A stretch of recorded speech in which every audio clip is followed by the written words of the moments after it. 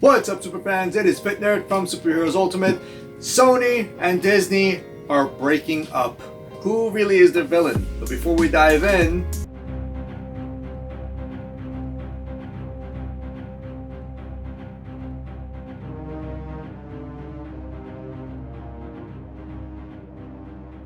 we're doing a giveaway for a 1:1 scale prop replica of Captain America's shield by Marvel Legends. If you want to be entered, hit the subscribe button, turn on the notifications bell, give us a thumbs up, and comment below who's really to blame. In the last 24 hours, the internet has been buzzing about who's at fault, why they're breaking up, is it only about the money, is it Amy Pascal, is it Kevin Feige, is it Sony, Disney, there's a lot more to the story. So I waited a little bit until all of the internet dust kind of settled and really see the facts why this is actually happening. According to The Hollywood Reporter, Sony Pictures has made the following statement. Much of today's news about Spider-Man has mischaracterized recent discussions about Kevin Feige's involvement in the franchise. We are disappointed but respect Disney's decision not to have him continue as a lead producer of our next live-action Spider-Man film. Whoa! Okay, so Sony totally tossed Disney under the bus and just stated that it was completely their doing and that it's all Disney's fault.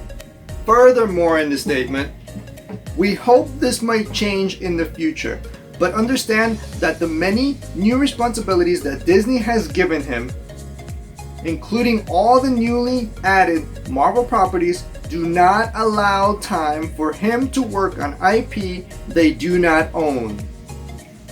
Kevin is terrific and we are grateful for his help and guidance and appreciate the path he has helped put us on, which we will continue. So let's point that out. They don't care that they don't have Kevin Feige helping them out anymore or guiding them as far as what would work in this universe. Now we have to backtrack and look at the original agreements that Sony and Disney previously had for the use of the characters and who got what amounts of money. The original deal was that Disney would receive 100% of all retail merchandise sales, which is all the shirts, all the hats, all the Marvel Legends, all the toys, all the figures. Everything was going straight to Disney, not Sony Pictures. But Sony Pictures would gain 100% of whatever they earned from the box office. A lot of us fans were a little bit concerned because we consistently heard that if Sony Pictures film did not reach the $1 billion mark, then they would break the partnership with Disney. But they did hit the $1 billion mark worldwide box office. In fact, they $1.1 billion worldwide in the box office. So they made their $1 billion mark. Disney is making all of the profit from the sales on merchandise. Alright, so let's take a look at some numbers as to how much Disney is actually making off of merchandise. Now these numbers are not the current numbers, need I say. This is actually from a previous article in 2014 about how much Disney is actually making on their merchandise. According to an article in The Hollywood Reporter, License Global placed Disney first among licensors with sales of about $41 billion in 2013. The licensing letter listed Marvel's Spider-Man global retail sales at $1.3 billion and Avengers at $325 million in 2013. Okay, so back in 2014, if you guys remember, this is actually when The Amazing Spider-Man #2 came out, which wasn't actually a great movie with Andrew Garfield, which they made around $709 million worldwide. This was before the MCU actually came in with the partnership with Captain America and Civil War. Given that Disney was already making around $1.3 billion a year from the Spider-Man character alone in retail merchandise, how much is Disney really making now in global merchandise sales now that Spider-Man is was part of the MCU as an Avenger. Ever since Captain America Civil War, he has been one of the main factors within the Marvel Cinematic Universe. So to just take him completely out of the picture, now we're left with the question about all of the things that they already set up, which is having him part of the Avengers, having him basically as a son figure to Iron Man, Tony Stark. That means that in the MCU, they can't even reference absolutely anything Spider-Man related. Mysterio, none of that is able to be mentioned. All the events that happen in Endgame, all the events that happen in Infinity War, none of them can be referenced back to Spider-Man or about Spider-Man, anything Spider-Man. Let's move forward. What caused the entire breakup between Sony and Disney? Within the last couple of months, following the events of Endgame, there were negotiations as to how they would portion out the new contracts with Sony and Disney. And Disney came in to negotiation asking Sony to pay 50% of whatever they made in the box office. 50%! So let's say that Sony were to agree with Disney on this new financial agreement that they would give them 50% of what they made in the box office. So that would mean that Disney not only makes the $1 billion already on their merchandise, they would make another $500 million off of the movies as well. So who really is the culprit of this entire breakup at the end of the day?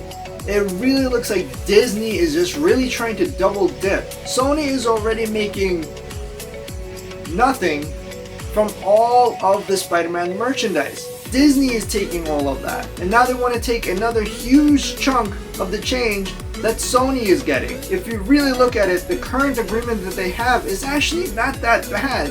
They're both making around $1 billion each, and if they continue this partnership and Kevin Feige still continues basically consulting on how they should go about the Spider-Man franchise, they will continue to make those billions. But it's really up to Disney. So the real culprits of this entire breakup is actually Tom Rothman at Sony and Alan Horn at Disney. And basically the kids of this divorce that are suffering are Feige and Amy Pascal, because basically they're the kids in this scenario, and Tom and Alan are actually the parents. Is now the fans, we're the ones that are actually going to suffer somewhat, or are we? Amy Pascal has seen how Kevin Feige actually makes these movies run. Now that Sony has learned how to do all these strategies from the MCU, they can just go ahead and do them on their own. Spider-Man is the #1 film for Sony Pictures, surpassing Skyfall. And they're even following the footsteps of the MCU by doing a re-release, which they're re-releasing Spider-Man Far From Home on Labor Day weekend with 4 additional minutes. Endgame did an additional 6 minutes.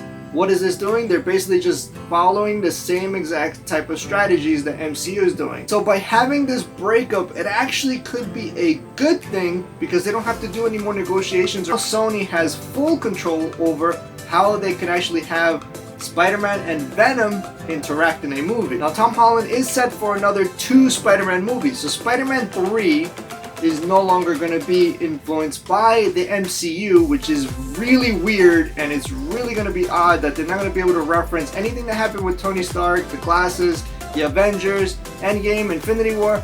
None of that, not even Civil War. They can't reference anything from the MCU, and the MCU, which is already invested in this character, will not be able to say anything of the events that happened with Spider-Man as an Avenger. That is going to be extremely frustrating as a fan that they're completely disconnected. We have to pretend like it never happened. But on the plus side, now they don't have to use the excuse of the multiverse of Venom and Spider-Man meeting, because they could just state that Venom has been in San Francisco the entire time, and the whole reason that they meet is actually to go up against Carnage, which could be in Spider-Man 4, because there are already talks of Spider-Man 3 to have the main villain as either Morpheus or Kraven the Hunter. What do you superfans think? Do you think this is a really, really weird scenario now as kids that we are never about to talk about Spider-Man in the MCU, and we're never going to talk about the Avengers in the Spider-Man movies? Comment below. And wanted to take a moment and give a big shout out to Performa with their cool gear with shaker cups, wristbands, all officially licensed, Star Wars, DC, Marvel, and so much more cool gear. Check out the description below and use code FITNERD15 and you will get 15% off your entire order. Until the next superfans, this is FitNerd, over and out. Hey superfans, unleash your inner superhero with these super compression shirts, tank tops, leggings, shorts, t-shirts, and even costumes. Link in the description below.